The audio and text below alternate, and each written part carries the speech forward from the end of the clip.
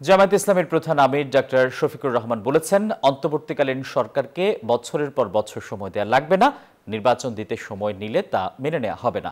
সকালে হবিগঞ্জ পৌর ভবনের মাঠে বৈষম্য বিরোধী আন্দোলনে নিহতদের পরিবারকে সহায়তা প্রদান শেষে এসব কথা বলেন তিনি। ভারতের পানি নিয়ে জামায়াত প্রধান বলেন, প্রতিবেশী হিসেবে ভারতের এমন আচরণ সঠিক হয়নি, দুই দেশ একসাথে কাজ করার আহ্বান জানান তিনি।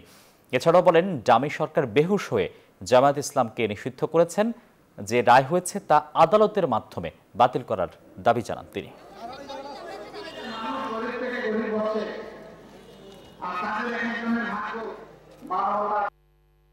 অন্তর্বর্তীকালীন সরকারকে আপনার কতদিন পর্যন্ত সময় দিতে পারেন? আমরা কোনো সময় দেওয়ার পক্ষে না, ওই রকম তাদেরকে এতটুকু সময় দেওয়া উচিত যতটুকু সময়ের ভিতরে রাষ্ট্র একটা শৃঙ্খলায় আসবে এবং নির্বাচনের জন্য একটা অনুকূল সমতল পরিবেশ সৃষ্টি হবে। এই সময় না দিলে একটা নির্বাচন হলে সেই নির্বাচন জাতির জন্য কল্যাণ হবে।